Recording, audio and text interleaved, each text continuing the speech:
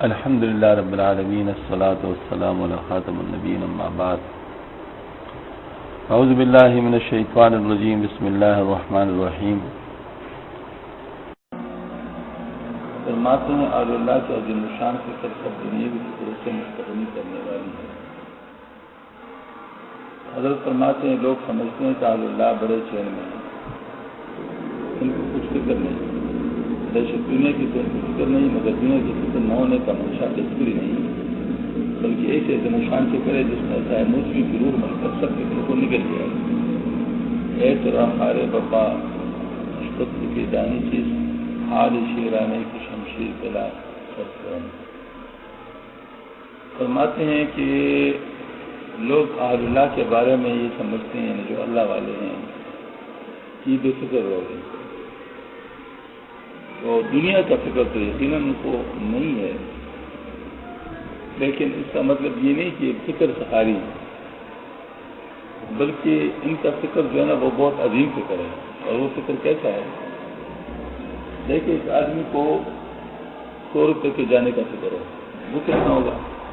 اور کسی کو 1 لاکھ روپے کے جانے کا فکر ہو تو وہ کتنا ہوگا؟ اور کسی کو 1 کروڑ روپے کے جانے کا فکر ہو تو وہ کتنا ہوگا؟ فکر اس کے حساب سے بڑھتا جائے گا.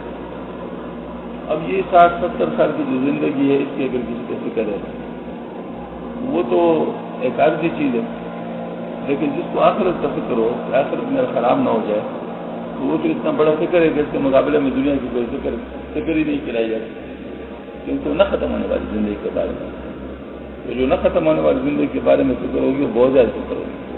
یہ الگ بات ہے کہ دنیا داروں کو اس کا احساس نہیں. دنیا دار جو ہوتے ہیں وہ سمجھتے ہیں کہ شاید بس یہاں پر جو کچھ ہے وہ سب کچھ ہے، لہٰذا اس کے بارے میں زیادہ فکر مند ہوتے ہیں، بہت زیادہ اپنے سر کی طرف کو سوال کر لیتے ہیں. ہمارے ایک یونیورسٹی میں اسٹوڈنٹ تھے، میڈیکل اسٹوڈنٹ، ایک پیپر میں فیل ہو گئے. اس فکر کو اتنا سر کے اوپر سوال کر لے کہ خودکشی کا ارادہ کر لیا، میں خودکشی کرنے سے. اب یہ خوش قسمت ہے کہ دل میں آیا کہ چلو خودکشی تو کرنے، لیکن مولانا صاحب رحمۃ اللہ علیہ کے پاس جا دیتا ہے، اچھے آدمی میرا ساتھ میں کر لیتے ہیں.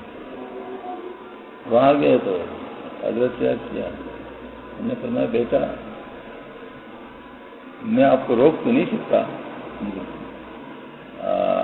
اس چیز سے، لیکن یاد رکھو کہ یہاں جو ہے کہ جو تکلیف ہے وہ تو لمیٹڈ ہے، اور یہ آپ کا ادھر سے جانا اور ادھر مصیبت میں پڑنا ہے، کیونکہ خودکشی تو حرام موت ہے.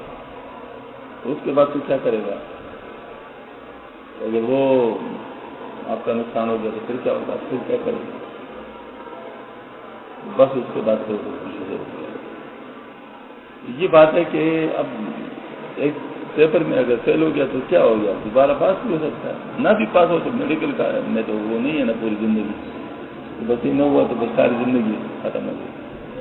بہت سارے لوگ میڈیکل کے بغیر بھی تو زندہ رہ رہے ہیں. تو یہ لوگ جو اپنے اوپر اس طرح فکر سوار کر لیتے ہیں، یہ صرف ناسمجھی کی وجہ سے ہوتا ہے.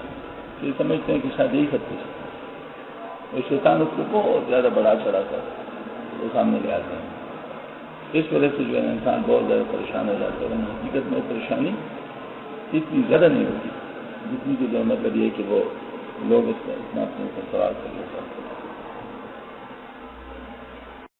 فرماتے ہیں کہ بعض سالکین اس نیت سے ذکر شغل کرتے ہیں تاکہ اپنی تکمیل کے بعد مخلوق کی اصلاح کریں گے. یاد رکھو یہ خیال طریق میں راضن ہے، اور اس نیت سے کچھ حاصل نہیں ہوگا. ابھی سے بڑے بننے کا شوق ہے، ابھی پور پر بیٹھے بنے نہیں اور باپ کی فکر بننے کی فکر ہونے لگی. اے بے خبر پکوش کے صاحب خبر شبی راہ بھی نباش گرا بخشبی در مکتب حقائق پیش ادیب ہاں اے فصل بکوش کرو جی فضل شبی. حضرت فرماتے ہیں کہ بعض لوگ اس نیت سے ذکر شغل کرتے ہیں، یعنی پیروں کے پاس جاتے ہیں، مشائخ کے پاس جاتے ہیں اور وہاں اپنا وقت لگاتے ہیں کہ اگر ہماری تکمیل ہو گئی تو پھر ہم بھی مخلوق کی اصلاح کریں گے.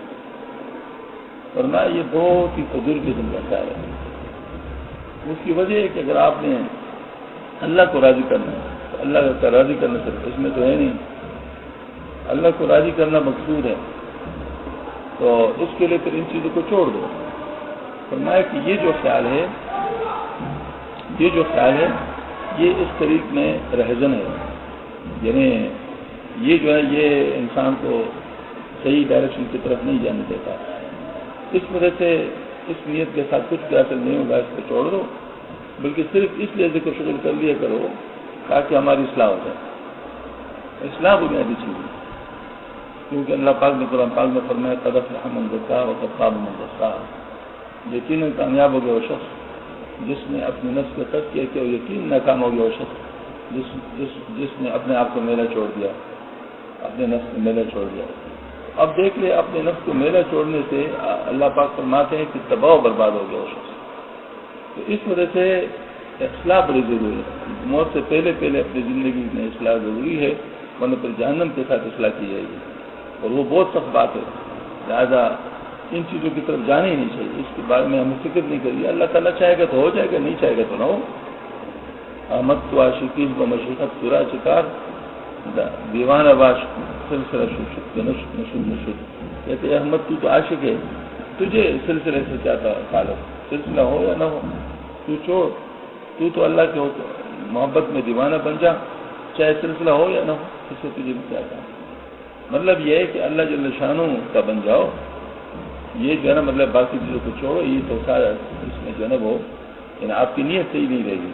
فرمایا اے بے خبر بکوش کی صاحب خبر شبیر، اے بے خبر جو ہے وہ ذرا تھوڑا متوجہ ہو جاؤ، خبر والا بن جاؤ۔ ساراہ دین باشی کے رکھے سے راہ برشوی، مطلب جب تک کہ اپنے راستہ کو نہیں دیکھ لو گے تو راہبر کیسے بنو گے؟ ابھی تو تم نے راستہ دیکھا نہیں، راہبر بننے کا شوق ہے۔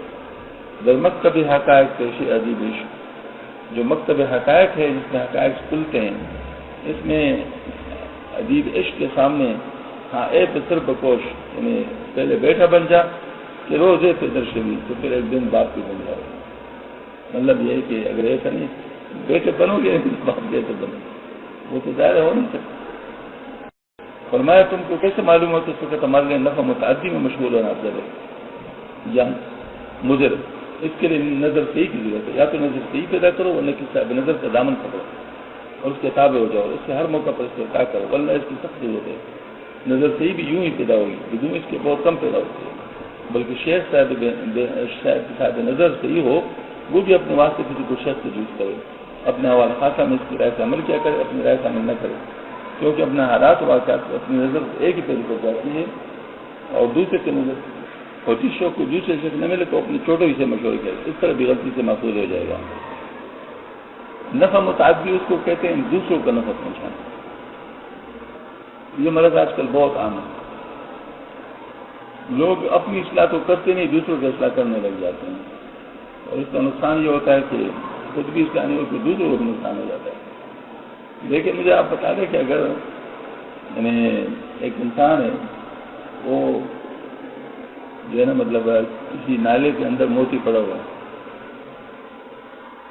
اب اس موتی کو نکالنا تو ضروری ہے، لیکن اس وقت ہو سکتا ہے جب آپ کے پاس صابن تولیے کے بعد میں بندوبست ہو، ورنہ اس میں اترو گے تو ظاہر ہے وہ تو گندگی تو لگ جائے گی، صفائی کا انتظام نہیں ہوگا تو نقصان ہو جائے گا، انفیکشن ہو سکتا ہے، بہت سارے مسائل ہو سکتے ہیں۔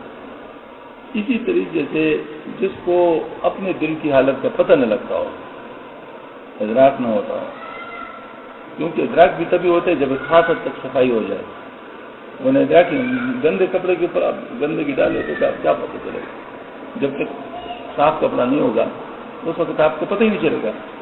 تو اسی طریقے سے جب تک ادراک نہیں ہوگا اس وقت تک آپ اپنی صفائی کا پابند کر نہیں سکے۔ ممکن ہے آپ گندے ہو لیکن آپ اپنے آپ کو صاف سمجھتے ہو، ہاں جی۔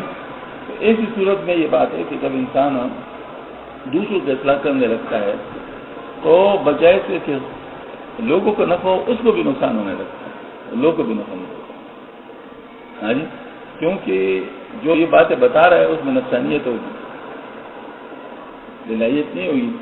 جب نفسانیت ہوگی تو نفسانیت کو فروغ دے گا، وہ تو آگے جا کر اس میں بھی نفسانیت پیدا کرے گا، ٹھیک ہے نا۔ سب سے بڑی بات ہے کہ تکبر اگر پیدا ہو جائے انسان کے اندر کہ میں اچھا ہوں، تو پھر کیا کرو گے؟ سب سے بڑی گندگی تو یہی ہے، یعنی آپ دوسروں کو حقیق سمجھو گے تو یہ تو بہت بڑی گندگی ہے۔ تو ایسی صورت میں اپنے آپ کو پہلے صاف کرنا چاہیے تاکہ صاحب ادراک ہو جائے. اس کے لیے ضروری ہے کہ کسی صاحب نظر کا دامن پکڑے, اس کے پاس جائیں اور اس سے اپنی اصلاح کرائیں. جب اس کی طرف سے اصلاح ہونے کا پتہ چل جائے کہ ہاں ٹھیک ہے اتنی اصلاح ہو گئی, پھر جب وہ فرما دے تو ٹھیک ہے کرو, تو یہی کام تو کرنا ہے. لیکن اس کے لیے جو ہے نا مطلب یہ ہے کہ پہلے اپنی اصلاح بہت ضروری ہے. بغیر اس کے جو ہے نا وہ دوسرے کی اصلاح, جیسے پہلے وہ آگے جو ہے نا فرمایا کہ جو ابھی بیٹا نہیں بنا تو باپ کیسے بنے گا, اسی طریقے سے جو ہے مطلب یہ ہے کہ جو ابھی مرید نہیں بنا تو شیخ کیسے بنے گا. مطلب پہلے تو ذرا وہ کسی سے اپنی اصلاح تو کرائے, پھر اس کے بعد دوسری کی اصلاح کر سکتا ہے. پھر فرمایا کہ جو شیخ بھی ہو وہ بھی مطمئن نہ رہے, وہ بھی کسی سے مشورہ کرے, بڑوں سے مشورہ کر لیا کرے. اس مشورے میں اللہ کی طرف سے خیر آتی ہے. ہاں جی, انسان اپنے اوپر ساری ذمہ داری لے تو اس میں نقصان ہوتا ہے. اور اگر بالکل اگر کوئی بڑا شیخ نہ ملے تو چلو پھر اپنے چھوٹوں سے مشورہ کر لیا کرے.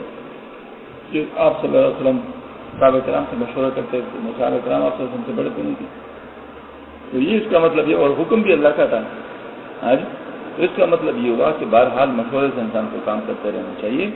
تو نفع متعدی تبھی انسان کر سکتا ہے کہ جب انسان کی اپنی انفرادی اصلاح ہو چکی ہو, اپنی انفرادی اصلاح کی فکر ہو, اس کے بعد صحیح ہو سکتا ہے. فرمایا نیت نفع خلق کی شناخت کا طریقہ. فرمایا بعض مشائخ اپنا مجمع بڑھانے کی فکر میں رہتے ہیں, اس میں یہ تعویل کرتے کہ ہمارا مجمع زیادہ ہوگا تو مخلوق کو زیادہ نفع ہوگا. یہ تعویل بالکل خاطر ہے.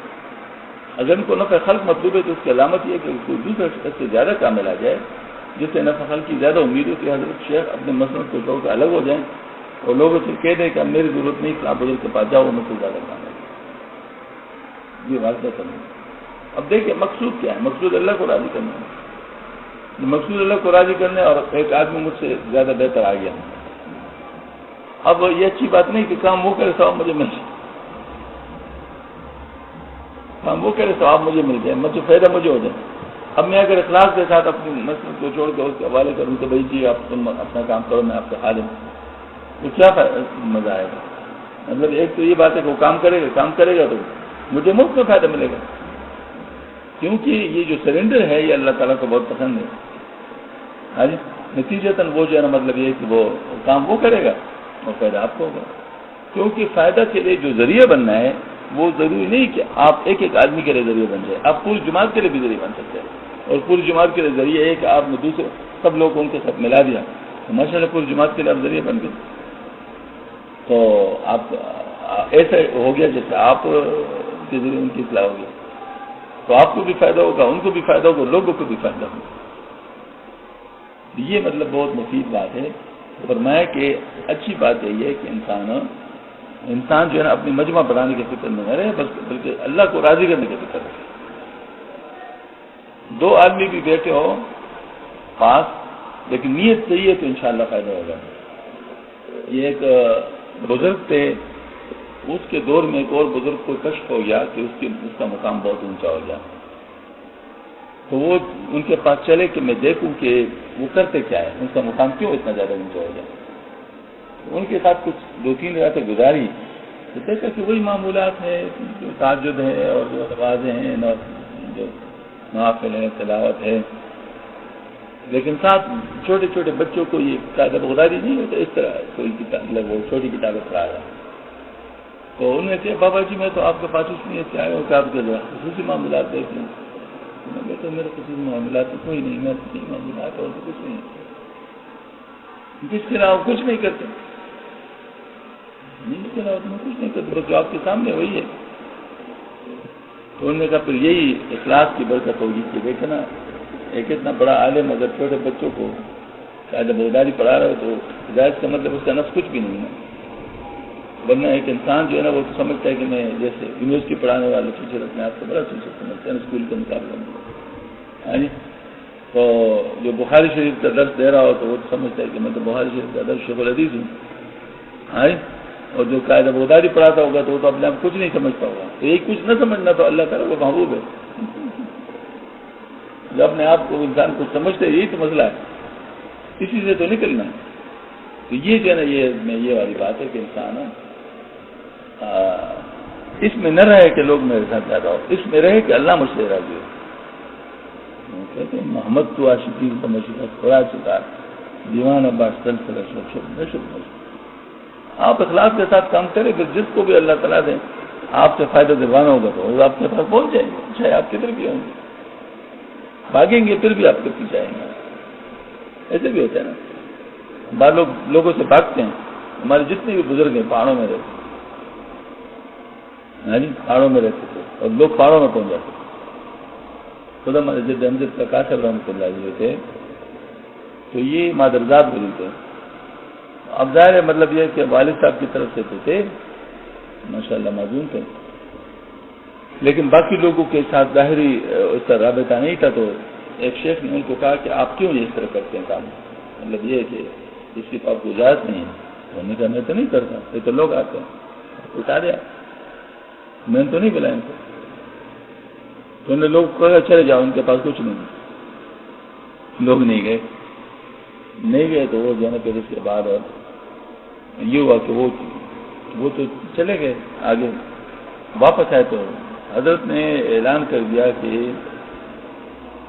جو میرے ساتھ تعلق رکھنا چاہتے وہ حضرت نے ان پہ لنگر بند کر دیا، تو لوگ گاؤں والے لوگوں نے ان کو کھانا کھلانا شروع کر دیا۔ پھر انہوں نے گاؤں میں اعلان کر دیا کہ جو میرے ساتھ تعلق رکھنا چاہتے ہیں وہ ان کو کھانا نہ دے، تو انہوں نے اپنے خود طور پہ کھانے پکانے کا بندوبست کر دیا۔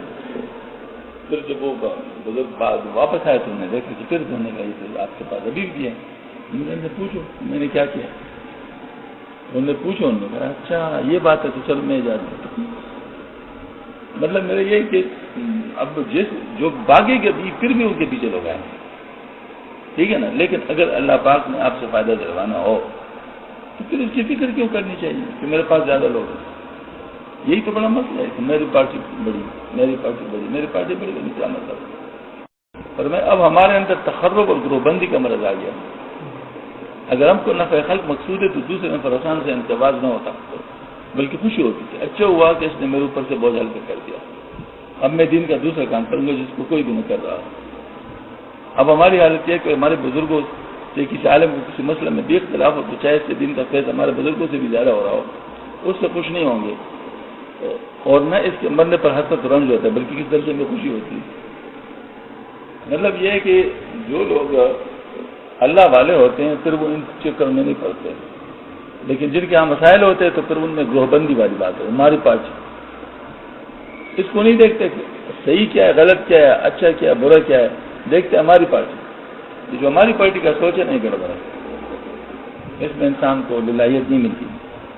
فرماتے ہیں کہ اگر ہم کو لوگوں کو فائدہ پہنچانا مقصود ہے تو پھر تو ہمیں دوسرے نفرسان جو ہیں ان سے خوش ہونا چاہیے کہ وہ آگے دیکھ ہمارا کام ہو گیا،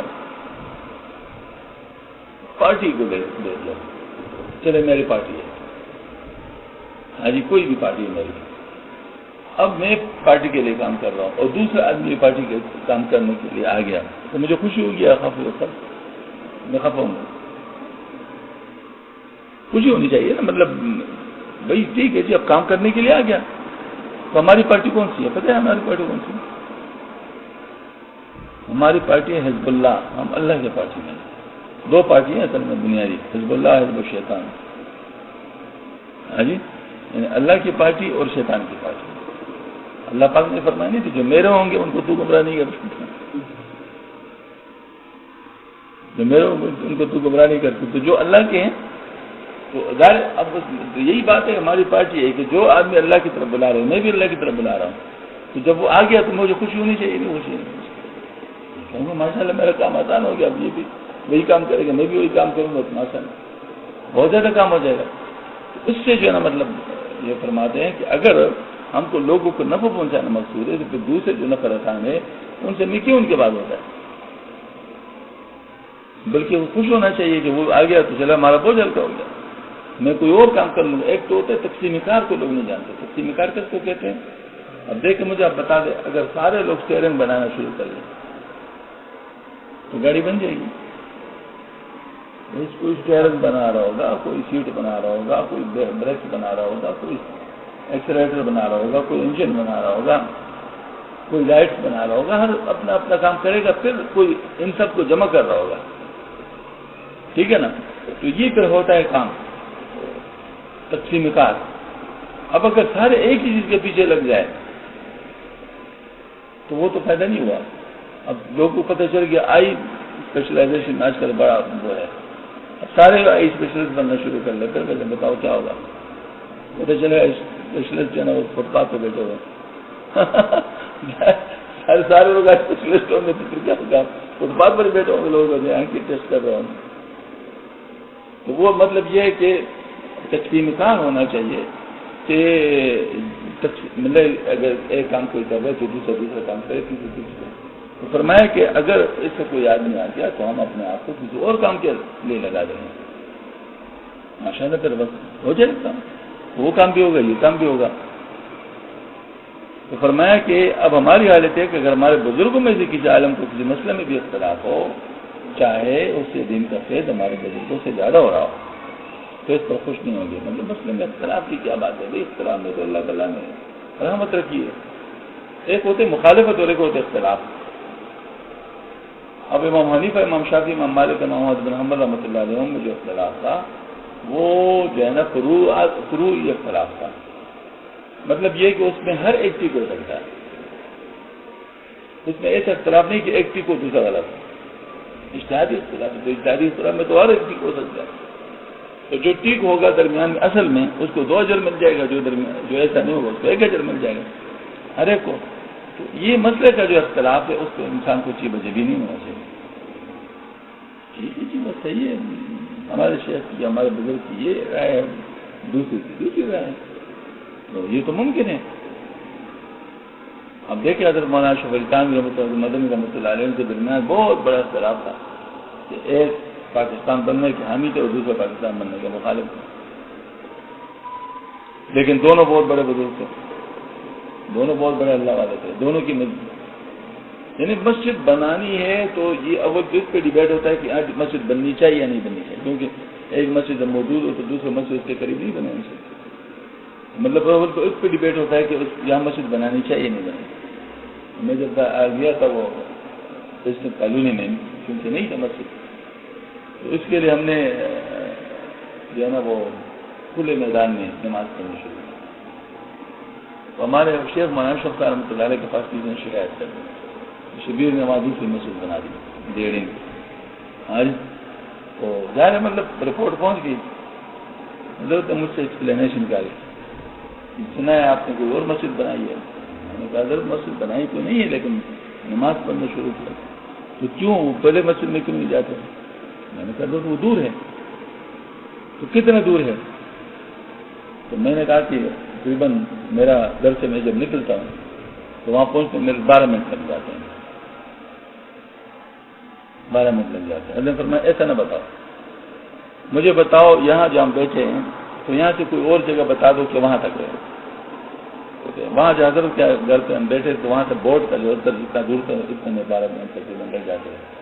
میں نے کہا وہ بورڈ کے دفتر تک. تو میں تو ضرور بنانا چاہیے. واقعی بہت خاص ہے, اس میں تو 3-4 مسجد آ سکتے. آج پھر پر میں بڑی مسجد بنا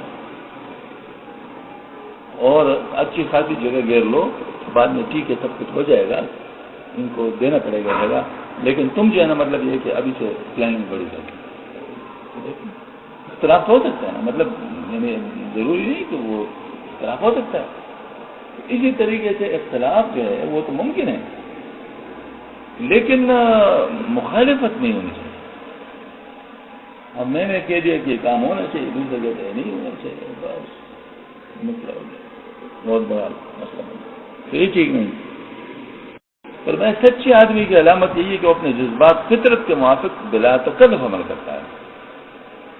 اس کو اس کی پروانی کوئی میرے فعل پر اعتراض کرے گا یا کیا سمجھے گا. چنانچہ آپ سے سچے نبی ہونے کی بڑی دلیل یہ کہ آپ نے تصنع اور بناوٹ کا نام و نشان نہیں کہا. آپ بے تکلف اپنے جذبات پر عمل فرماتے تھے. کبھی خطبہ کے درمیان بچوں کو اٹھا لیتے تھے, کبھی بچوں کو کندھے پر سوار کر کے نماز پڑھتے تھے, کبھی صحابہ کے ساتھ مذاق بھی فرماتے تھے, کبھی اپنی بیوی کے ساتھ دوڑ بھی لگا لیتے تھے. اب تو شیخ ہو جائے تو کہتے ہیں میرا راستہ پہ چلنے کچھ عجیب نرالا انداز ہو کہ چلو لوگ سمجھے کہ نا بھائی ایک شیخ گزر رہا ہے, تو وہ چیز کی بے تکلفی اور چیز ہے اور بے حیائی اور چیز ہے. بے حیائی نہیں ہونی چاہیے، بے تکلفی ہونی چاہیے. اول اس کو سمجھنا ہے کہ تکلف ہے کیا،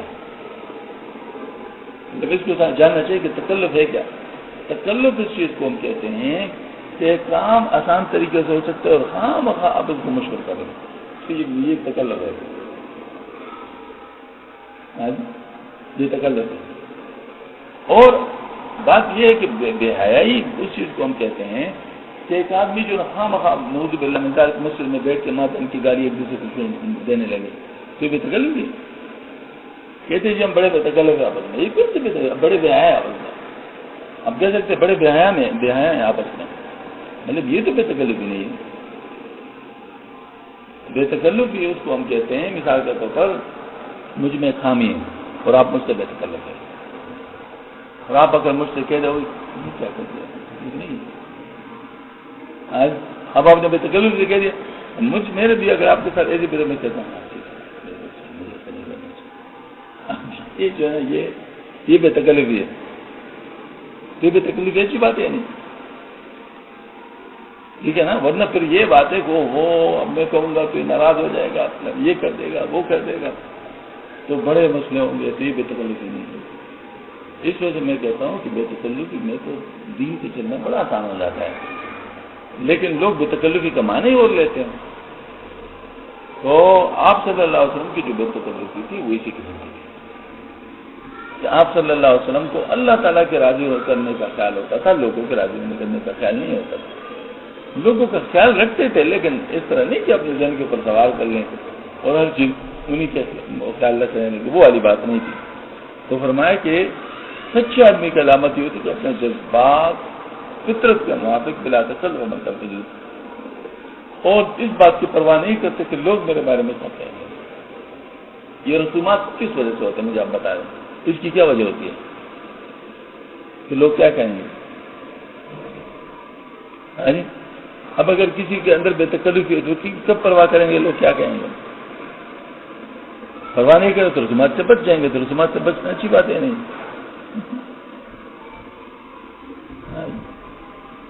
یعنی اس بات کو اچھی طرح سمجھنا چاہیے کہ انسان کو کپڑے میں اب دیکھیں یہ لباس ہے ہمارا، اب اس میں ہمارے لیے راحت ہے تو بے تکلفی کیسے کر لیں استعمال کریں. اب اگر کوئی کہہ دے او ہو لباس پہنے ہوئے دماغ خراب ہو گیا، خواہ میں اپنے آپ کو پنسا دوں ایسے لباس میں جو مجھے فائدہ نہیں دے رہا، مثال مجھے فائدہ نہیں دے رہا تو میں کیوں ایسا کروں.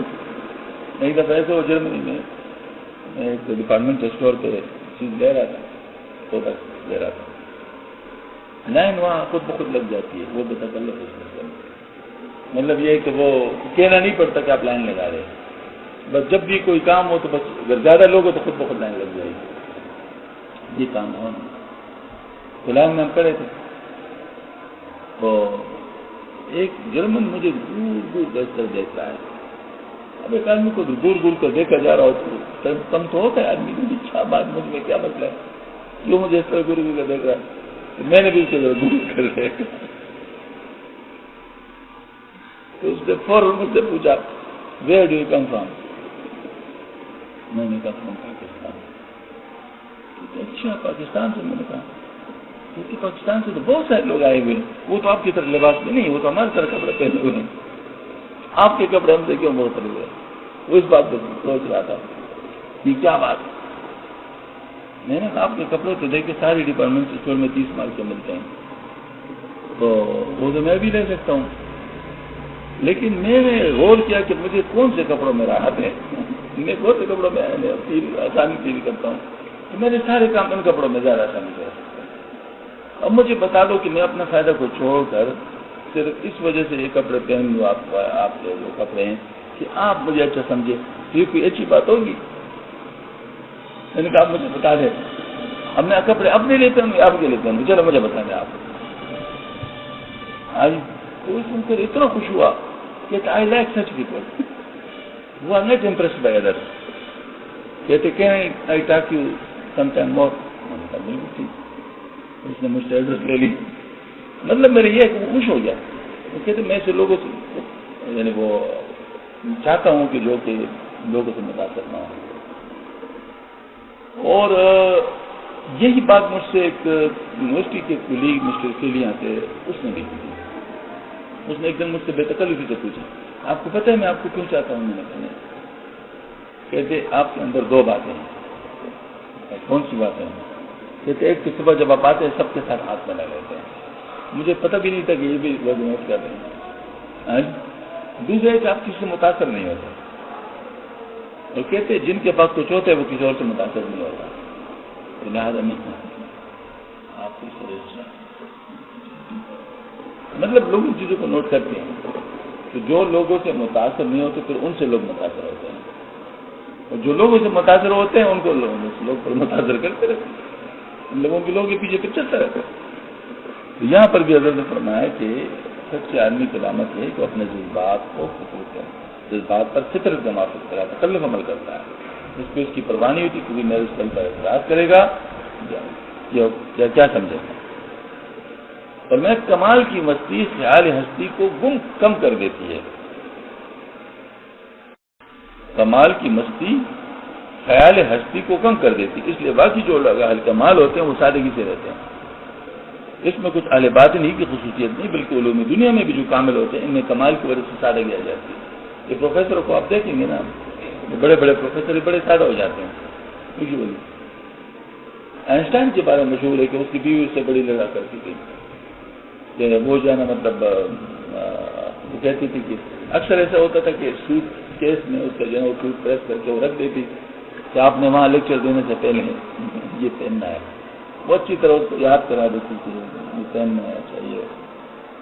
وہ کہتا اچھا ٹھیک ہے. وہ بھول جاتا پروفیسر آپ کو پتہ گم ہوتا ہے اپنے آپ میں، تو وہ بھول جاتا تو لیکچر اسی میں جس میں گیا ہوتا تھا اسی میں دیتا اور اسی سوٹ میں کر بھی آ جاتا واپس. یعنی وہ سوٹ اسی طرح پریس پڑا ہوتا تھا.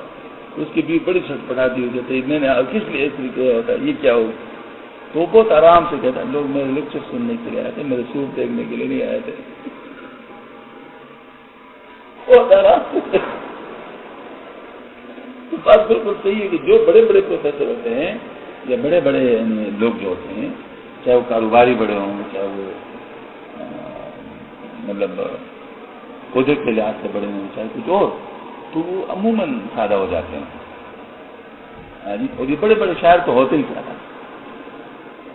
مطلب یہ تو بعض دفعہ یہ حضرت والا تقی عثمانی صاحب ہے نا، ان کے اوپر کسی نے اعتراض کی تھی. طالب علم تو کرتے رہتے اعتراض. آپ کے کف ہیں، میرے بھی کب بعض میں ہے بعض میں نہیں ہے، دلچسپ میں نہیں ہے لیکن بعد میں ہے. تو جو بچن نہیں لگا ہوتا کف جو لگے ہوتے ہیں جیسے آپ کے اس پر کسی نے اعتراض کر دیا کہ جو ہے نا یہ تو آپ کے شان کا مناسب نہیں ہے، آپ تو بہت بڑے عالم ہے تو آپ کو اس کا خیال رکھنا چاہیے. تو انہیں بڑی مجلس میں کہا کہ مجھ سے ایک صاحب نے بات کی ہے اور میں اس سے درخواست کروں کہ آئندہ مجھے بڑا آدمی نہ سمجھا کرے.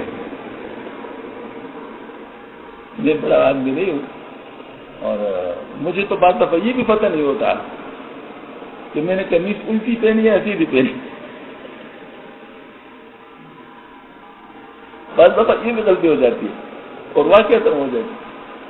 کبھی مجھ سے یہ بھی پتہ نہیں ہوتا جو ہے نا وہ کہ بعد میں نے قمیض الٹی پہنی ہے سیدھی پہنی ہے. اب میں کبوں کے بارے میں کیا سوچوں کہ مجھے کیا پتہ چلتا ہے کہ میں نے کون سی قمیض پہنی، گھر والوں نے جو بنا دی اور میں نے پہن لی. تو انہوں نے کہا آئندہ مجھے بڑا آدمی نے سمجھا کرے، میں بڑا آدمی نہیں ہوں. اس نے تکلف کہہ دیا.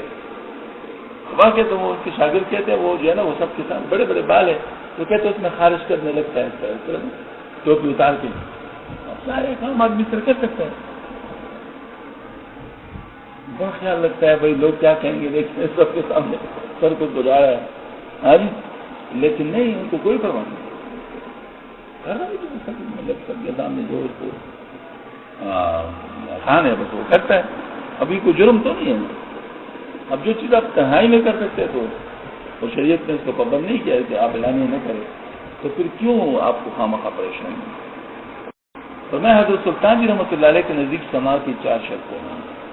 سامع از اہل ہوا و شہوت نباشد،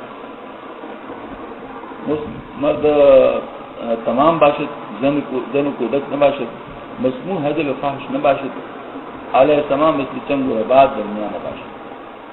حضرت سلطان جی جو حضرت نظام الدین اولیاء رحمۃ اللہ سلطان جی رحمۃ اللہ،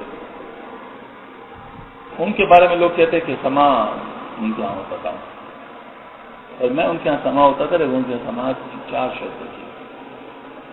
اور میں ایک تو یہ کہ جو سننے والے ہیں وہ عام لوگ نہ ہو بلکہ عارفین ہو، ان کے اندر شہوت کا مادہ نہ ہو، کیونکہ میوزک شہوت کو بات نہ.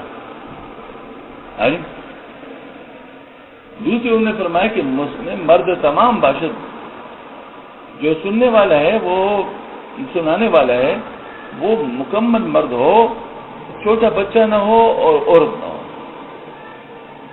پڑھنے والا. فرمایا مسموع حضل فحش نہ باشد، جو سنایا جا رہا ہے وہ کوئی فحش بات نہ ہو یا غیر ناپسندیدہ بات نہ ہو. فرمایا علیہ تمام اس لیے چنگ و رباب درمیان باشد، اور علیہ تمام چنگ و رباب کی طرح کوئی چیز میوزیکل انسٹرومنٹ اس میں نہ ہو. مطلب یہ ہے کہ آواز کی خوشخوانی تو ہو لیکن یہ میوزیکل انسٹرومنٹ ساتھ نہ ہو، کیونکہ آپ صلی اللہ علیہ وسلم نے فرمایا نا کہ میں جو ہے نا مزامیر کو توڑنے کے لیے مبعوث ہوں، میوزیکل انسٹرومنٹس کو توڑنے کے لیے. تو اب یہ اولیاء علیہ السلام کیوں کرتے؟ اب تو لوگوں نے اس کو باقاعدہ ایک پورے پروفیشن میں آ دیا. یہ ہمارے پاس ہی مسجد میں شاہ گوڑا شریف رحمۃ اللہ علیہ ہیں گوڑا شریف میں، تو ان کے یعنی جو تھے کچھ حضرات وہ کہتے ہیں کہ ہمارے والدین نے ان کو دیکھا تھا، یعنی جو بڑے عمر کے لوگ تھے نا ان میں سے میں نے بات سنی ہے. انہوں نے کہا کہ ایک دفعہ حضرت کے یہاں سما ہوتا تھا، سما لیکن اس طرح میوزیکل نہیں، مطلب جو ہے وہ یعنی خوشحالی کے ساتھ کچھ پڑھنا، قوال ہوتے تو پڑھتے. تو کہتے قوال نے ایک دفعہ جو ہے نا وہ اس طرح جو ہے نا وہ تالی بجائی نا جوش میں آ کے حضرت نے رک گئے. اس نے کہا کیوں نہیں تالی کیوں دونوں کی طرح بجائیں گے؟ بس آئندہ آپ میرے پاس قوالی کی نہیں کریں. بہت منت کی لوگوں کو درمیان میں کہتے نہیں یہ اس قابل ہی نہیں، یہ اس محفل کے قابل نہیں ہے، یہ آئندہ میرا قوالی نہیں کرے، اور اس کو ہمیشہ کے لیے بند کر دے. مطلب اب وہاں پر سب کچھ ہو رہا ہے، تبلیغ خارنگی کے ساتھ سب کچھ ہو رہا ہے. تو یہ فرق آ جاتا ہے. وہ شیطان ہے نا، یہ جو ہے نا یہ آہستہ آہستہ آتا ہے، آہستہ آہستہ آتا ہے، آہستہ آہستہ. وہ کہتے ہیں یہ تو اس طرح، یہ تو اس طرح، یہ تو اس طرح، بس سب چیزوں کے لیے دلائل بن جاتی ہیں. حالانکہ جس چیز کو آپ سب نے روکا ہے اس کو کون جائز کر سکتا ہے؟ بس ختم ہو گئی. اور میں حق تعالیٰ تو مزاج سے پاک ہوں، مگر وہاں تجلیات و شیون بے انتہا ہیں جن کی مقتضیات مختلف ہے. عارف ان شیون تجلیات کی مقتضیات کی پوری رعایت کرتا ہے. جس وقت جو شان ظاہر ہوتی ہے اس کے مطابق وہ ثبوت کرتا ہے.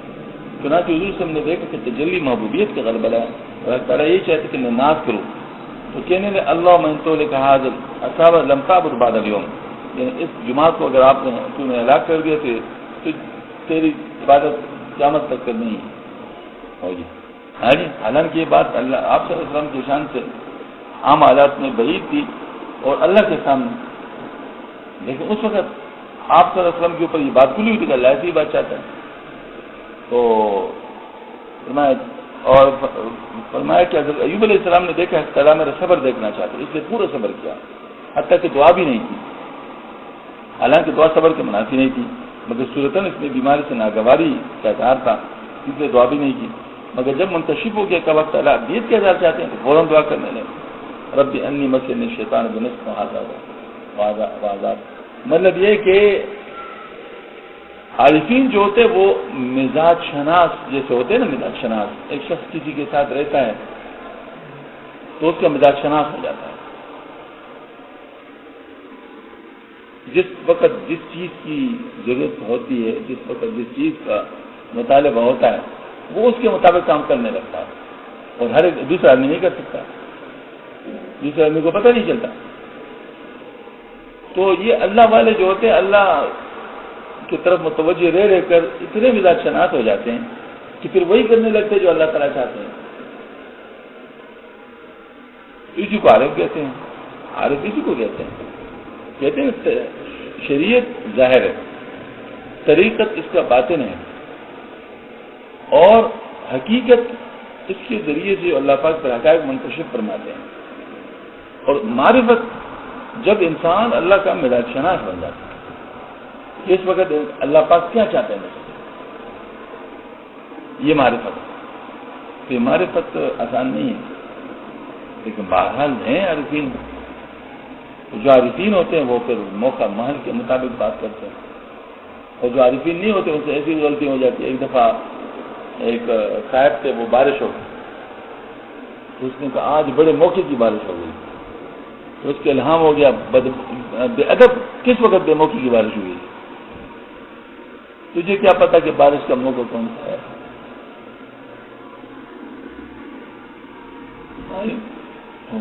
مطلب وہ تھے بھی اللہ والے تھے کہ اس کو تو پیغام تو دے دیا گیا نا، اس کو تو بچا دیا گیا۔ مطلب یہ کہ یعنی جو اللہ والے ہوتے ہیں وہ مزاج شناس ہوتے ہیں۔ حضرت عمر رضی اللہ تعالیٰ بیمار ہو گئے تو رونے لگے، کسی نے کہا حضرت آپ بھی روتے ہیں؟ فرمایا کیا میں اللہ تعالیٰ کے سامنے پہلوانی کروں؟ اس نے بیماری میرے اوپر اس لیے بھیجی تاکہ میں عاجزی کروں، اور ادھر سے میں پہلوانی شروع کر لوں۔ ایک صاحب بیمار تھے، عالم تھے، وہ کہتے اللہ اللہ اللہ اللہ کر رہے تھے، کہتے اس میں مجھے اجر ملے گا۔ اس کے 22 صوفی تھے، اس نے کہا کہ حضرت جی اس وقت ہائے ہائے کرو، جلدی ٹھیک ہو جاؤ گے۔ تم جو ذکر کر رہے ہو اس وقت اس میں دعویٰ ہے کہ میں اتنا بہادر کی حالت میں بھی ذکر کر سکتا ہوں، مفت میں اپنے آپ کو مروا رہے ہو، ہائے ہائے کر لیا کرو تاکہ آپ جلدی ٹھیک ہو جائے۔ مطلب یہ ہے کہ جو ہوتے ہیں اللہ والے وہ ہوتے ہیں مزاج شناس، اس لیے کہتے ہیں اللہ والوں کے ساتھ بیٹھا کرو، تو مطلب یہی پتہ چلتا رہتا ہے نا۔ اب دیکھ لیں وہ کہتے ہیں وہ یکشا در صحبت باوریا بہتر سالت دیا، تو اگر آپ کو اللہ تعالیٰ کے پسندیدہ کوئی بات مل گئی ان کی صحبت کی وجہ سے، آپ کا پورا کام ہو گیا، عمر بھر کا کام ہو گیا۔ میں اہل اللہ کو اپنی جان سے اس لیے محبت نہیں ہوتی کہ اپنی جان ہے، بلکہ اس لیے محبت ہوتی خدا کی چیز ہے جس کے ذریعے ہم کو طاعت کی توفیق ہوتی ہے۔ ایک محبوب کسی کو کار دے دے جس میں چلا پھرا کرو، مجھے بتا دو اس کار کا وہ خیال رکھے گا کہ یہ کار مجھ سے خراب نہ ہو جائے، چلے گا پھرے گا، حکم جو ہے، لیکن کیا اس کو خراب کر سکے گا اپنی مرضی سے؟ محبوب کی دی ہوئی ہے، دیکھے گا کئی دن میرا کار کی یہ درگت بنائی ہوئی، بہت ڈرے گا نا اس بات سے۔ تو یہ جو اللہ والے ڈرتے ہیں اس بات سے، اپنی جان کے ساتھ جو ان کو پیار ہوتی ہے، وہ کہتے ہیں اللہ پاک کی دی ہوئی ہے، اللہ کی دی ہوئی سواری ہے، اس کو میں کیسے یعنی خراب کر سکتا ہوں؟ وہ جو اپنے صحت کے بارے میں فکر مند ہوتے ہیں تو اس لیے نہیں ہوتے کہ وہ کہتے ہیں، اس لیے کہتے ہیں منتہی اور مقتدی ایک ہی کام کرتا ہے، نیت بدل جاتی ہے۔ مقتدی اپنے نفس کے لیے کرتا ہے، منتہی اللہ کے لیے کرتا ہے۔ اب کام کھانا مقتدی بھی کار ہے، کھانا منتہی بھی کار ہے۔ مقتدی کار ہے کہ میرا پیٹ بھر جائے، منتہی اس لیے کار ہے کہ میں اللہ کی عبادت کر سکوں۔ ٹھیک ہے نا، مطلب وہ چیز تو ایک ہی ہے، لیکن ایک کو اس پر مزہ مل رہا ہے، دوسرا جو ہے نا وہ ویسے وہ ہے۔ تو یہ جو ہے نا مطلب یہ ہے کہ اگر کسی کو ان چیزوں کا پتہ چل جائے تو ماشاءاللہ زندگی بن جائے گی۔ اور میں مشائخ بنے اسی سے کہ فن تحصیل سے واقف ہوتے ہیں، وہ اس طریقے کو شخص کے لیے استعمال کرتے ہیں جو تحصیل میں سائی ہو، اور جو شخص تحصیل اعمال میں کوتاہی کر کے تحصیل کا طالب ہو، اس کے ساتھ تحصیل کا معاملہ نہیں کرتے بلکہ تکلیف کا معاملہ کرتے ہیں۔ یہ منصوبہ ہے۔ فرمایا کہ دیکھو ایک شخص ہے وہ ہر چیز کے لیے بھاگنے دوڑنے کے لیے تیار اور اپنے آرام کو نہیں دیکھتا، اب اس کی وہ ادا پسند آئی تو اس کے لیے اب آسانیاں ڈھونڈ رہے ہیں کہ یہ کام تو اس طرح بھی ہو سکتی ہے، یہ کام تو اس طرح بھی ہو، اس کے لیے آسان بنایا جا رہا ہے۔ دوسرا آدمی کام چور ہے، وہ اپنے آپ کو کام سے ادھر ادھر کر اس کے لیے اور بھی مشکل بناتے ہیں۔ اچھا یہ کام چوری کرتا ہے، سزا کے طور پر اس کے لیے اور بھی مشکل کر دیتا ہے۔ مطلب یہ ہے کہ تسہیل جو ہوتا ہے وہ اچھی چیز ہے، لیکن اس کو نفس کے لیے نہیں کرنا چاہیے۔ اگر کوئی شخص کوشش کرتا ہے تو اس کی کوشش میں انسان وہ مطلب مدد کر سکتا ہے کہ اس کے لیے آسان طریقہ اس کو بتا دے، ٹھیک ہے نا۔ اور پیری مریدی نام ہی ہے معاہدہ اطاعت من جانب المرید و معاہدہ تعلیم و اصلاح من جانب الشیخ۔ بیعت یعنی ہاتھ میں ہاتھ دینا نہ مقصود ہے نہ کسی مقصود کا موقع پہلے، صرف مشائخ کا رسم ہے۔ اور حقیقت بیعت کی یہ ہے کہ مرید کی طرف سے اتباع کا التزام ہو اور شیخ کی طرف سے تعلیم کا، اگر ایسا معاہدہ خواہ قولاً ہو یا حالاً، کیونکہ معاہدہ کبھی حالی ہوتا ہے تو بیعت سے تحقق ہو گیا۔ شیخ کا مرید کو تبلیغ نہ کرنا وعدہ خلافی اور خیانت ہوگی۔ مطلب یہ ہے کہ یہ دیکھیں پیری مریدی کی اصل حقیقت کیا ہے۔ فرمایا اصل میں تو یہ ہے کہ ایک آدمی راستے پہ چلنا چاہتا ہے لیکن اس کو راستے کا پتہ نہیں،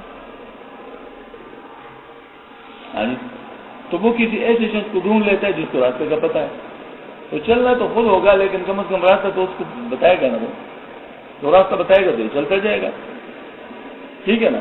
تو یہ بات ہے کہ آپس میں معاہدہ ہو جاتا ہے کہ جو پیر ہوتا ہے مرید ہوتا ہے وہ کہتا ہے میں اطاعت کروں گا، پیر اس کو کہتا ہے کہ میں تلقین کروں گا۔ اب اگر یہ آپس میں بے شک الفاظ نہ ہو لیکن یہ معاہدہ ہو جائے، جیسے ایک دوسرے کو آنکھوں میں تول لے کوئی اور بس وہ کہتے بس ٹھیک ہے یہ میرا ہے، دوسرے کہتے یہ میرا ہے، بس مقصد حاصل ہو گیا۔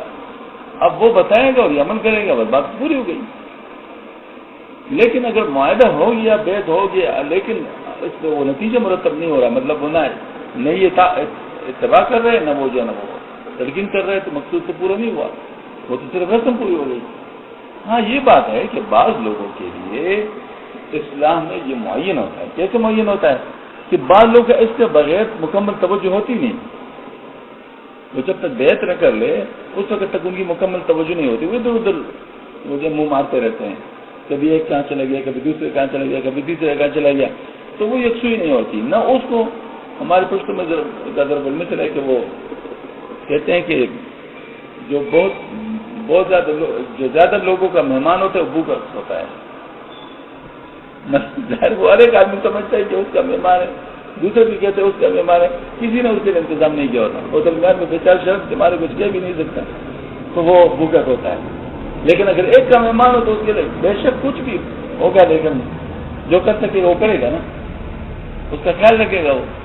تو جس کا ایک شیخ ہوتا ہے تو اس کا کام بن جاتا ہے، جس کے 50 ہوتے ہیں تو اس طرح چکر لگاتا رہتا ہے، کچھ بھی نہیں ہوتا اس سے۔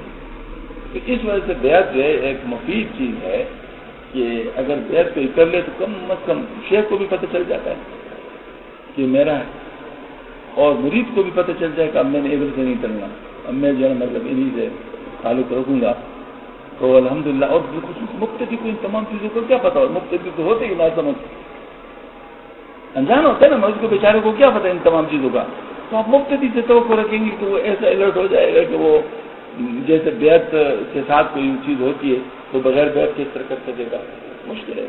بڑے سمجھدار لوگ کا کام ہے، جو اتنے سمجھدار لوگوں کے وہ جو ہے نا وہ ان تمام چیزوں کو جانتا ہو تو ٹھیک۔ اب ایک عالم ہے وہ مجھ سے بیعت نہیں ہے، لیکن بیعت والوں سے وہ زیادہ خیال رکھتا ہے، بیعت کسی اور سے ہے لیکن وہ جو ہے نا وہ اتنا خیال رکھتے ہیں کہ وہ بیعت والے شاید اس میں مقصود کہاں سے مجھ سے اس نے کہا، میں نے کہا بیعت کی ضرورت نہیں ہے، بیعت آپ کی ہے، اور مقصود یہ اس کی طلاق کے بعد بچی سے لگ رہا ہے، اور وہ اس کا یہ ہے کہ وہ باقاعدہ اپنے مجھے انفارمیشن دیتا رہتا ہے اور میں اس کو بتاتا رہتا ہوں۔ مطلب یہ ہے کہ مقصود حاصل ہونا چاہیے۔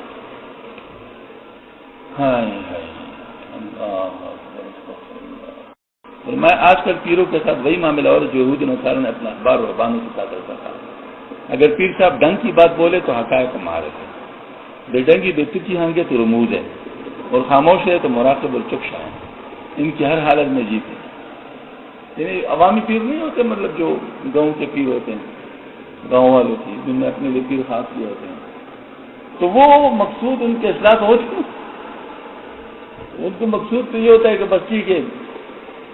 ہمارے ہاں بھی جب بیان ہوتا ہے تو پھر لوگ گلے ملتے ہیں نا، تو بعض لوگ اتنے زور سے مجھے ملتے ہیں جو کہتے ہیں بس سارا کچھ اسی میں لے لیں گے. حالانکہ خدا کے بندوں تو اصل چیز تو یہ سیکھنا سکھانے والی بات ہے، وہ برکت تو بعد میں آتی ہے. تو جب سیکھنا سکھانا نہیں ہوگا تو برکت کہاں سے آئے گی؟ ٹھیک ہے نا. سگنل ہی نہ ہو تو ایمپلیفیکیشن کہاں سے آئے گی؟ پہلے تو سگنل تو بناؤ نا، پھر ایمپلیفیکیشن ایمپلیفائر بھی اس کے لیے ڈھونڈو. تو یہ والی بات ہے کہ وہ جو ہے نا وہ یہ اس طرح کرتے ہیں. تو یہ خیال بھی اس طرح کرے، پیر آئے گا نا تو خود الٹی چارپائی پہ بیٹھے گا اور پیر کو سیدھی چارپائی پہ بیٹھائے گا. لیکن بات نہیں اس کے مانے،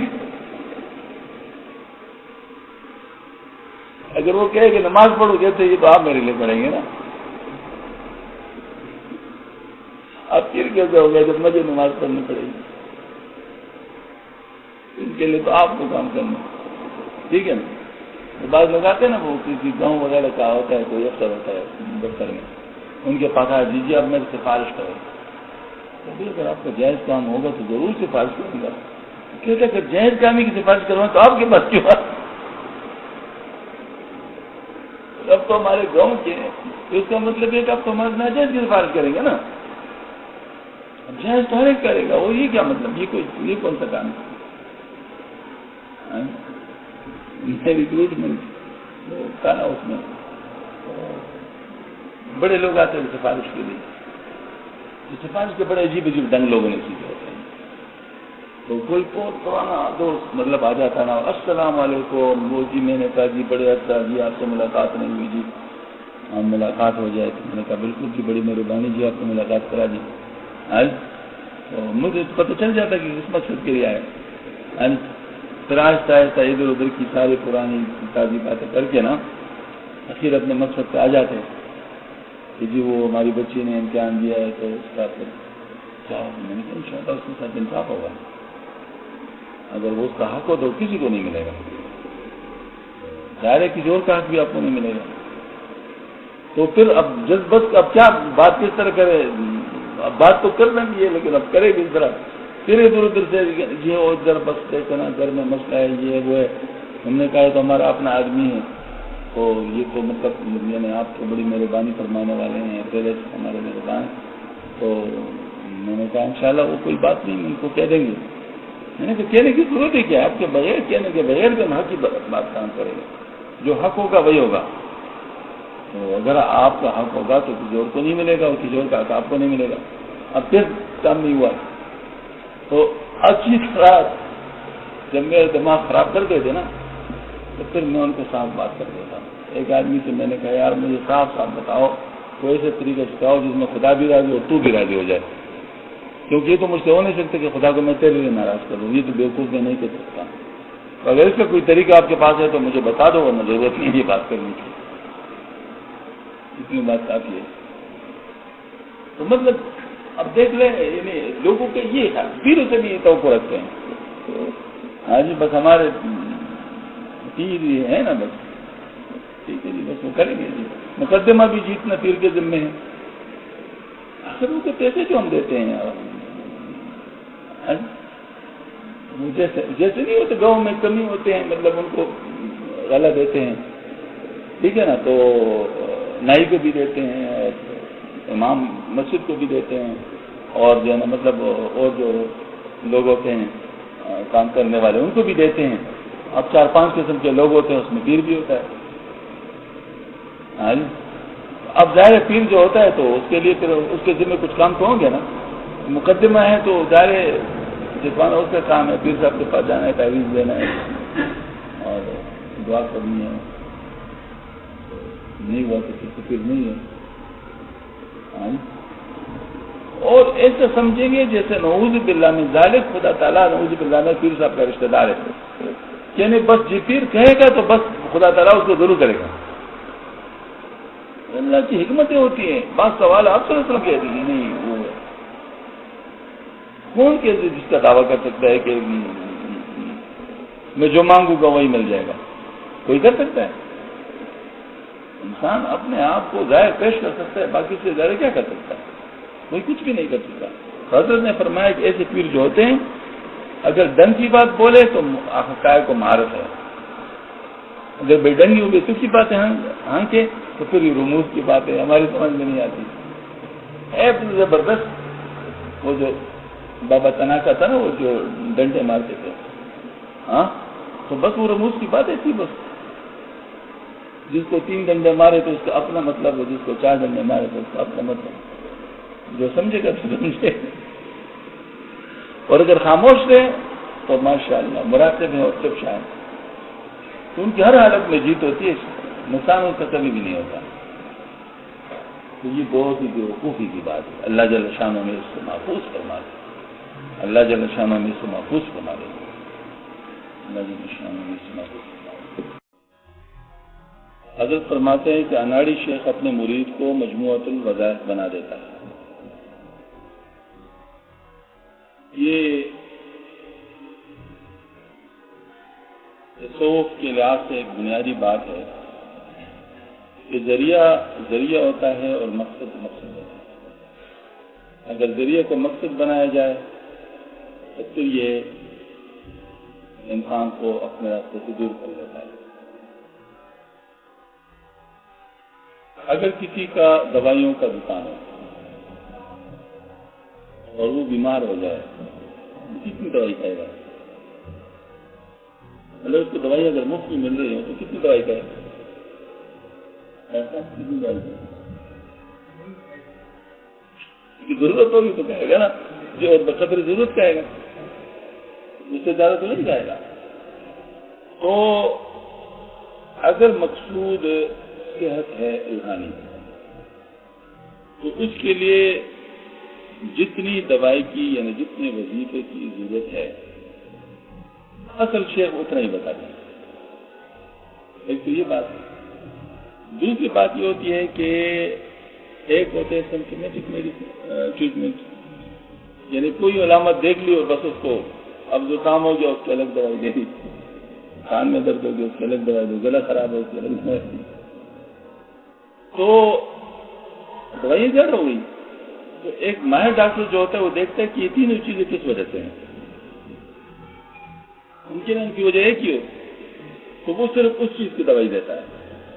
تو دوائی توڑی زیادہ، کیونکہ ظاہر دوائیوں کے زہریلے اثرات بھی ہوتے ہیں۔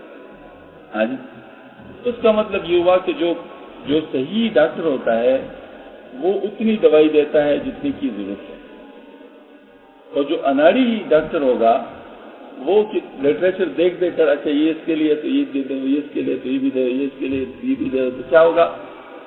بہت نقصان ہو جائے گا۔ مطلب یہ کہ ممکن ہے کہ فائدے کی جگہ نقصان ہو جائے، بالخصوص جو اس کے سائیڈ افیکٹس ہے، ان سائیڈ افیکٹس سے تو انسان کو واسطہ پڑ ہی جاتا ہے۔ اسی طرح اناڑی شیخ جو ہوتے ہیں انہوں نے کتابوں میں پڑھا ہوتا ہے کہ یہ وظیفہ اس چیز کے لیے ہے، یہ وظیفہ اس چیز کے لیے، یہ وظیفہ اس چیز کے لیے۔ اب جو لوگ آتے ہیں ان کو بتاتے ہیں کہ میرے یہ مسئلہ ہے، یہ مسئلہ ہے، ہر ایک کے لحاظ سے اس کو بتاتا رہتا ہے، تو نتیجتاً اس کو مجموعہ لوگ آتے ہیں۔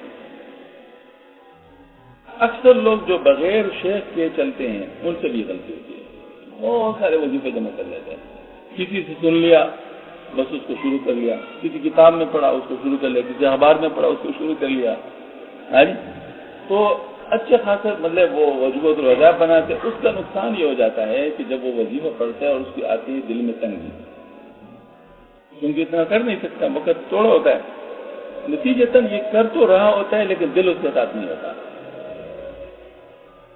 اور این ممکن ہے کہ اس کے وہ فوائد اور اثرات جو اس کے لیے منقول ہیں وہ اس کو نہ ملے تو اس کے تمام وظائف سے جی بھر جائے اور وہ آئندہ کے لیے بالکل راستے کو چھوڑ دے، اور اس کے دل میں بات بیٹھ جائے کہ ان چیزوں سے فائدہ نہیں ہوتا ہے نا یہ بات۔ تو اسی طرح سے جو اناڑی لوگ ہوتے ہیں وہ یہ کام کرتے ہیں، اور اناڑی مشائخ جو ہوتے ہیں وہ بھی اس قسم کے کام کرتے ہیں۔ جو صحیح ہوتا ہے شیخ وہ اس چیز کو دیکھتا ہے کہ اس کو ضرورت کس بات کی ہے، اتنا دیتا ہے جتنی کہ اس کی ضرورت ہوتی ہے۔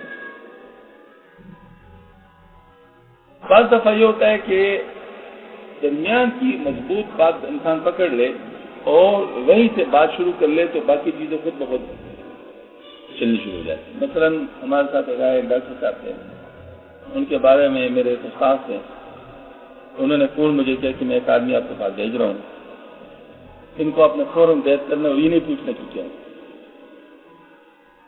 چلو ٹھیک ہے۔ اب جب وہ آ گیا میں نے اس سے پوچھا آپ پوچھ لیے، کہتے نہیں میں نے کوئی کر لیا، میں نے بھی کر لیا، اس کو بیعت کر لیا۔ میں نے یہ پوچھا نہیں کہ یہ کیوں آیا ہے اور کیا کرتا ہے، ظاہر ہے استاد کو کم تھا، میں نے بیعت کر لیا۔ پھر میں نے اس سے پوچھا کہ کیا کرتے ہو، کیا معلومات کی، تو اس کو میں نے ذکر بتایا۔ وہ چند دن کے بعد آئے کہتے مجھ سے ذکر نہیں ہوتا۔ میں نے کہا کہ ذکر نہیں، اس کو میں نے کہا 20 منٹ کے لیے جو دعائیں آپ زبان سے مانگتے ہیں وہ آپ 20 منٹ کے لیے دل میں مانگو، زبان سے نہ مانگو۔ بات یہ آپ دن میں ایک بار کر لیے، 20 منٹ کے لیے دعائیں دل میں آپ نے مانگنی ہے، آپ نے زبان سے نہیں مانگنی، بس یہ کرا۔ بہرحال وہ الحمدللہ چند دن کے بعد آئے کہ میرے ایسے ذکر شروع ہو گیا، چاہیے رکتا نہیں۔ میں نے کہا الحمدللہ آپ کرتے رہو، اللہ پاک نے اس کا دل کھول دیا، راستہ بنا دیا۔ تو اس طرح جو ہوتا ہے کہ انسان کو وہ دینا چاہیے جس کی اس کو ضرورت ہے، اور اتنا دینا چاہیے جتنی کی ضرورت ہے، اس سے زیادہ کی کوشش نہیں کرنی چاہیے۔ ہمارے خاندان میں خاتون تھی، اس نے بہت سارے لوگوں سے وظیفے لیے ہوئے، تو اس نے مجھے کہہ رہے کہ آپ مجھے وظیفہ دیں۔ میں نے کہا نہیں دوں۔ اس نے کہا آپ سب کو وظیفے دیتے، مجھے کیوں نہیں دیتے؟ میں نے کہا آپ کو نہیں دوں گا، میری مرضی ہے۔ میں اس انداز میں کہا، میں نے کہا میری مرضی ہے، آپ کو دوں یا نہ دوں، میرے اوپر لازم تو نہیں ہے۔ وہ بڑے پریشان ہو گئے، رشتے دار تھی۔ تو ایک دن ایسا ہوا کہ میں خواتین کو کے لیے بیان کر رہا تھا، تو پردے میں بہت ساری خواتین بیعت ہو گئی رشتے دار کی۔ ان میں سے اس نے بعد میں پیغام بھیجا کہ اچھا، میں نے اسے کہا تھا، میں نے کہا اس شرط پر آپ کو وظیفہ دوں گا کہ آپ باقی سارے وظیفے چھوڑ دیں گے، تو اس کے لیے وہ تیار نہیں تھی۔ میں نے کہا پھر میں دوں گا نہیں، اس کے لیے وہ نہیں تیار۔ تو ایک دن اس نے مجھے پیغام بھیجا کہ میں تو بیعت ہو گئی، ہم پردے کے پیچھے جو بھی بیعت، مجھے کیا پتا کون کون بیعت ہوا۔ تو اس نے بھی کہلا بھیجا کہ میں بھی بیعت ہو گئی، تو اب تو آپ وظیفہ دیں گے۔ اس نے خیال کیا کہ میں نے میدان مار لیا۔ میں نے کہا اب تو مجھ سے بیعت ہوگی نا، اب تو میری بات مانے گی، لہٰذا سارے وظیفے چھوڑ رہے پھر دوں گا، میں نہیں دوں گا۔ تو اب تو بیعت ہوگی کہ تو مجبوراً اس کو چھوڑنا پڑا۔ کہتے اچھا ٹھیک ہے، میں باقی سارے وظیفے چھوڑتے ہیں۔ میں نے کہا مجھے بتاؤ کہ تم کون کون سے وظیفے کرتے ہو، اس نے مجھے بتا دیا۔ میں نے اس میں تھوڑی سی ترمیم کر لی، آگے پیچھے کر کے جو کچھ اس کے لیے مناسب کرو میں نے دے دیا۔ الحمدللہ عمر برس کے کام ہوئی، بہت ہو گئی ہے، بڑی اچھی موت اللہ تعالیٰ نے اس کو نصیب فرمائی۔ تو مطلب یہ ہے کہ مقصود مجموعۃ الوظائف نہیں بنانا، مجموعۃ الوظائف بہت سارے وظیفے کرنا مقصود نہیں ہے۔ اگر آپ نے غذائی ذکر کرنا ہے تو اس کا تو آپ کے اوپر پابندی نہیں ہے، لیکن جو اصلاحی ذکر ہے، مقصودی ذکر ہے کہ جس کسی خاص مقصد کے لیے آپ کرنا چاہتے ہیں، تو وہ اتنا ہونا چاہیے جتنا کہ اس کے لیے ہے، اور وہ آپ کو وہی بتائے گا جو اس چیز کو جانے گا، اور پھر اس کے اوپر اندازن یقین بھی کرنا پڑے گا، اندازن یقین بھی کرنا پڑے گا۔ اس کے لیے پھر آپ یہ نہیں کہیں گے او ہو یہ تو ایسا، یہ تو ایسا نہیں، بس اپنے دماغ سے اس شروع کو بند کر لے کے جو اس پہ اعتراض وارد کر سکتا ہے، کہتے بس ٹھیک ہے جی اب مجھے جگہ مل گیا، اب مجھے جو بتایا جائے گا میں اس طریقے سے کروں گا، پھر آپ کا فائدہ ہوگا۔ تو یہ بات ہے کہ مجموعۃ الوظائف نہیں بنانا چاہیے۔ وآخر دعوانا الحمدللہ رب العالمین، الحمدللہ رب العالمین، الصلاۃ والسلام علی خاتم النبیین، اللهم اهدنا الصراط المستقیم صراط الذین انعمت علیہم غیر المغضوب علیہم ولا الضالین، ربنا لا تزغ قلوبنا بعد إذ هديتنا وهب لنا من لدنك رحمة إنك أنت الوهاب، اللهم إنا نسألك من خير ما سألك من عبدك ونبيك حبيبك محمد صلى الله عليه وسلم، ونعوذ بك من شر ما استعاذ من عبدك ونبيك حبيبك محمد صلى الله عليه وسلم، أنت المستعان ولا حول ولا قوة إلا بك، سبحان ربك رب العزة